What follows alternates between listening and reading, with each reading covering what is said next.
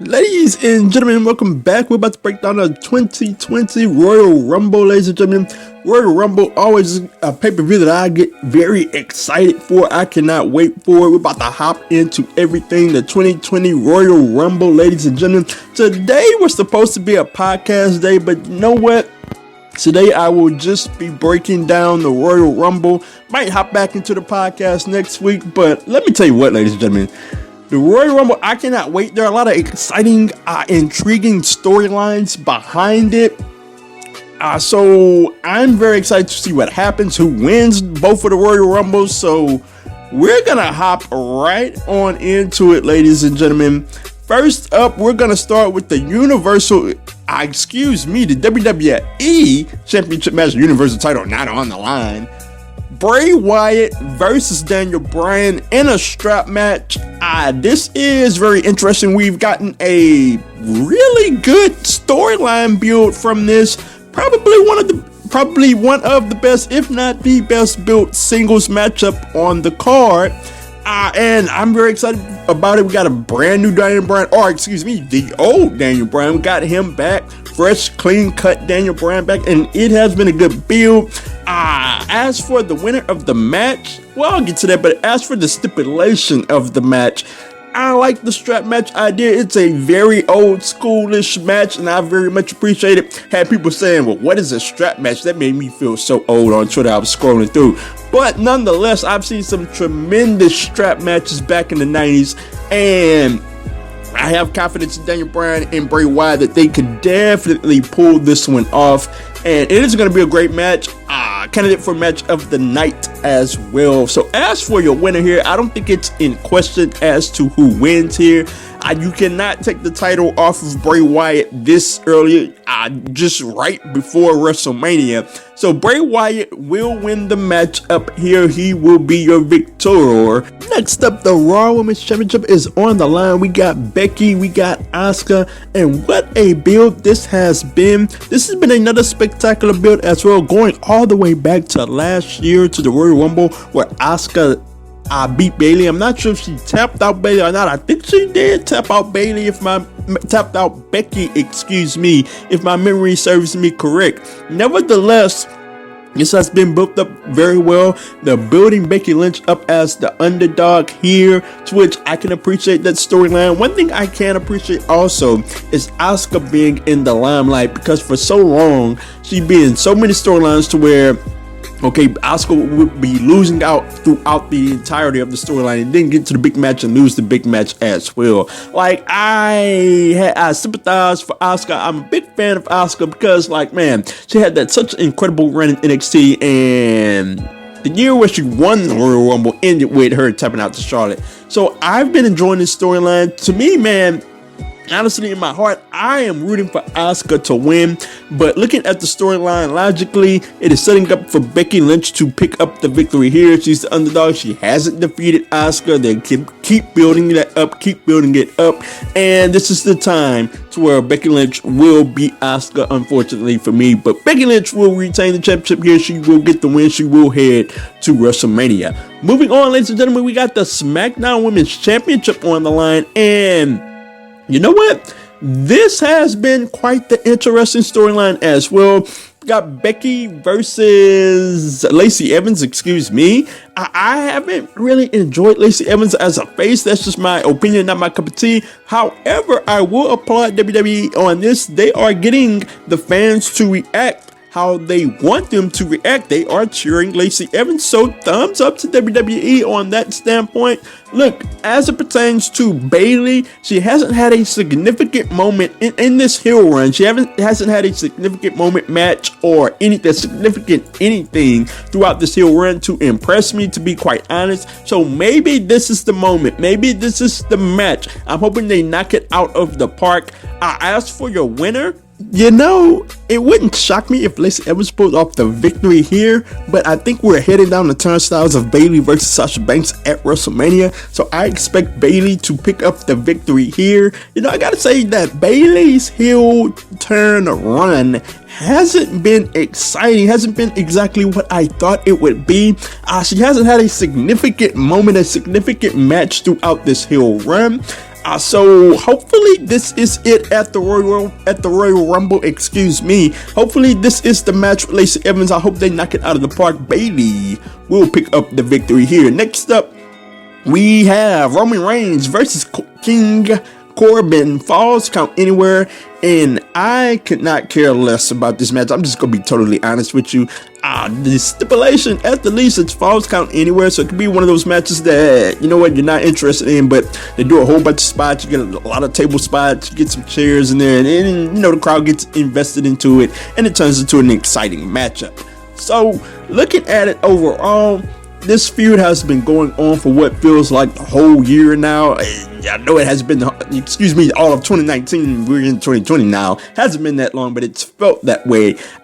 People just aren't interested in this. People really aren't interested in Baron Corbin, if you ask me. Like, he gets a lot of heat, and you know what? Good for him on that standpoint. Not taking anything away from him, but it's just not my cup of tea. He does decently, but not my cup of tea. That's just my opinion. As for Roman Reigns, the people are getting behind him, but I really feel that it's because he's opposing Baron Corbin, like I said, who's doing a good job. And these guys have good chemistry. It's just that the feud, no one cares about it. At the end of the day, it is time for Roman Reigns to finally get the victory, finally get the win here, and move on from this feud so both of these guys can move on into different feuds. Roman Reigns gets the win here. So moving on, we got Andrade versus Humberto Carrillo for the United States Championship. You know, looking at the past Monday Night Raw, we had Andrade versus Rey Mysterio in a ladder match, and the first thing I'm saying is, why isn't this on the Royal Rumble again?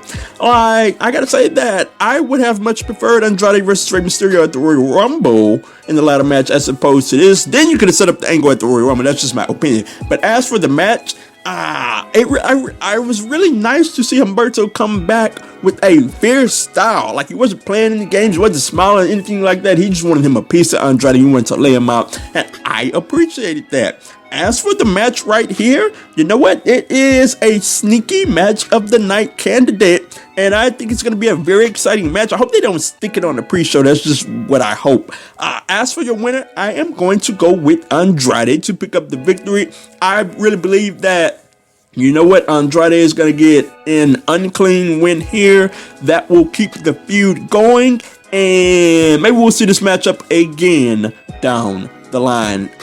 Moving on to the last singles matchup of the night, Sheamus versus Shorty G. This is one that, you know what, it doesn't have all of my interest.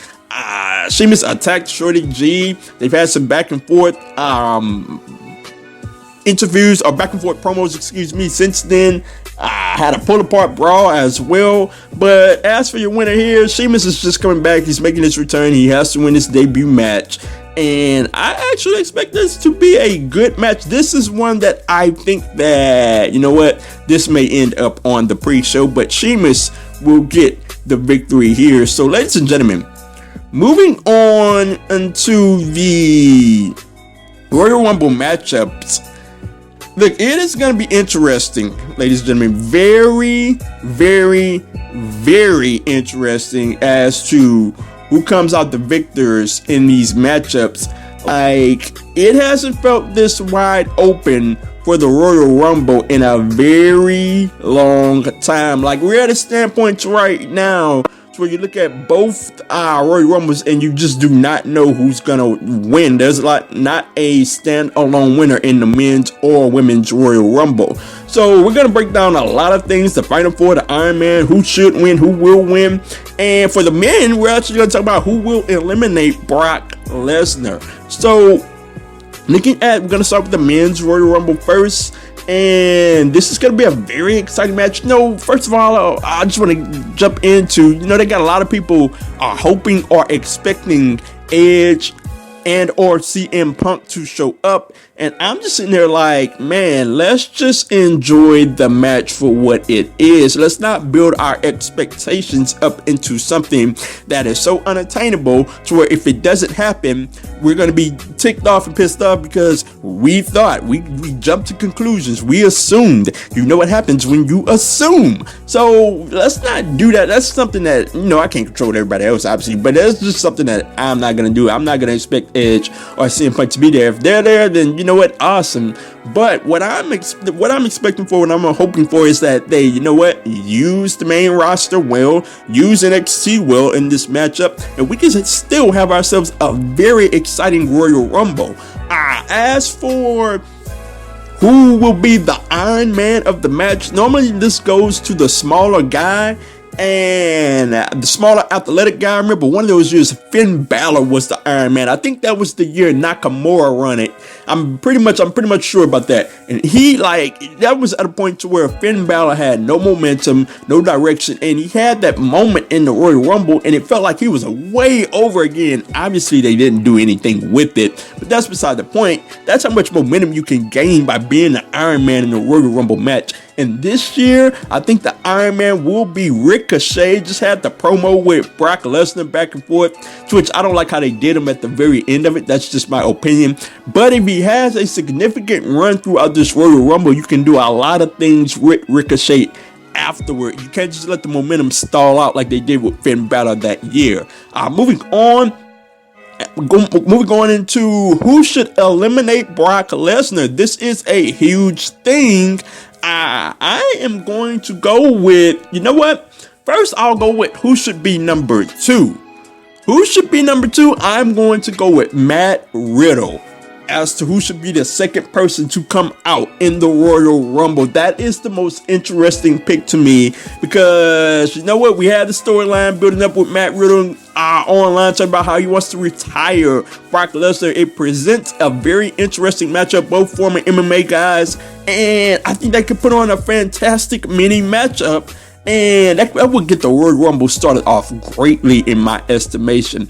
Just my opinion, I think that an NXT guy should be number 2 regardless, because I want to see something fresh with Brock Lesnar. I don't want to see the same old. That's just my opinion. As for who should eliminate Brock Lesnar, I am going with none other than Keith Lee. Yes, indeed, ladies and gentlemen. We got a lot of people talking about, the elimination of Brock Lesnar will set up his WrestleMania matchup. It doesn't have to be that way. Keith Lee can eliminate Brock Lesnar, and Keith Lee can be a call-up after WrestleMania. We can set that matchup up for SummerSlam. So that's what I want to happen. That's just my opinion. Moving on into the final 4 of the Royal Rumble, I believe it's going to be Keith Lee, yes indeed, Seth Rollins, Kevin Owens, and Roman Reigns. Yeah, it's about to get interesting, ladies and gentlemen. Those will be the final 4, and as for who wins, I think we're headed down the path of Roman Reigns again. And if the final 4 is who I say the final 4 will be, then expect Roman Reigns to get booed out of that entire building in Houston. I just don't see them cheering for Roman Reigns. So this is the way I see it.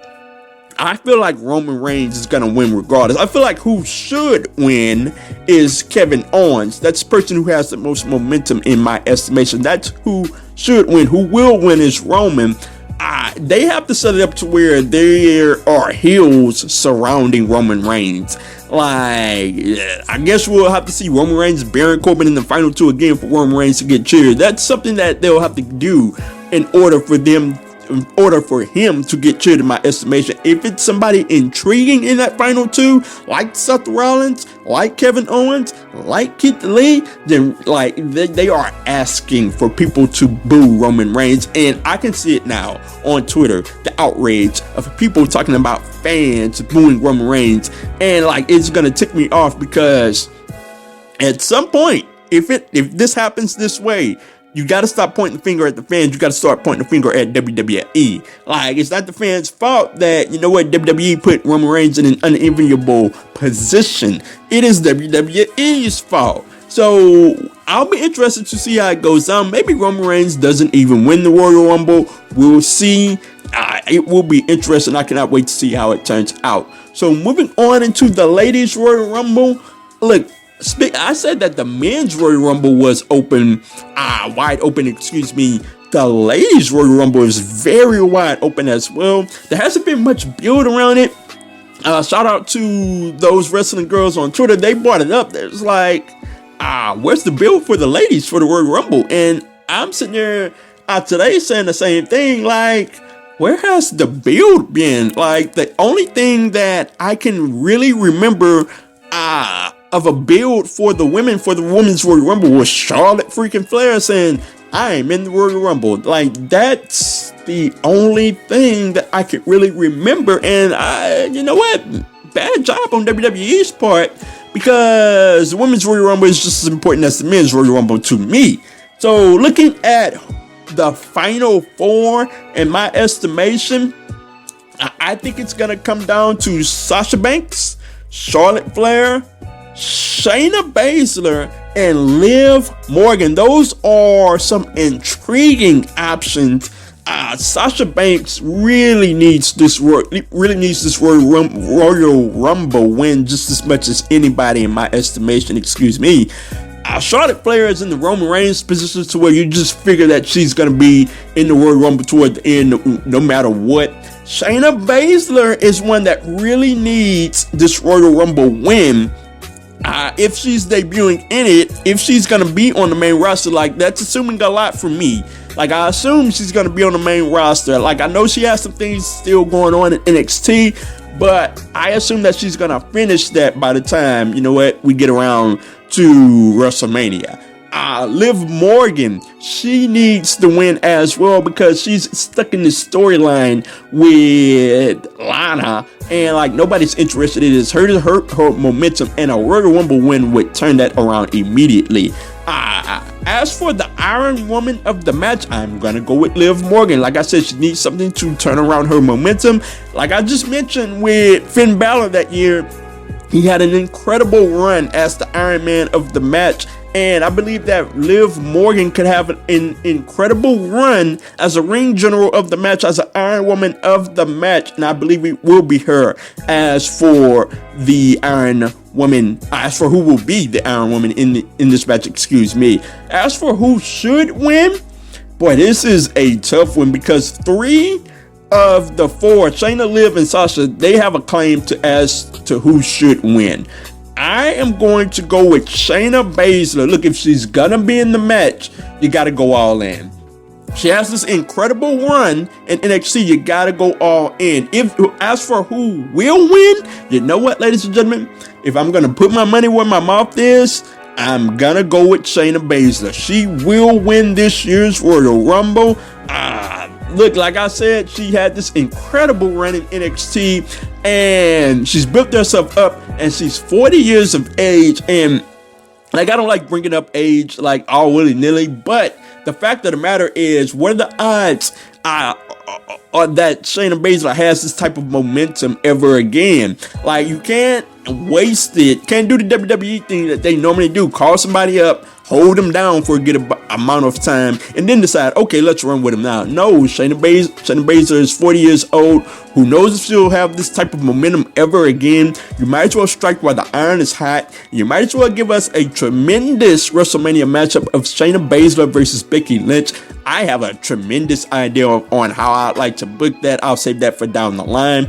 But as for the here and now, Shayna Baszler will pick up the victory. She will win the Women's Royal Rumble. She will be standing tall at the end of the show. You know what? I think they're going to close with the Women's Royal Rumble again. That's just my opinion. I don't think you want to have another scenario where Roman Reigns is getting booed off the air. I like the time when he won it and The Rock was there. Like, no, I believe if Shayna Baszler wins, even as a heel, I believe that the crowd is going to actually pop for Shayna Baszler winning the Royal Rumble. That's just my opinion. She's going to stand tall, and we're going to have a slate of storyline set up as we head into the road to WrestleMania. So that is it for this Royal Rumble breakdown.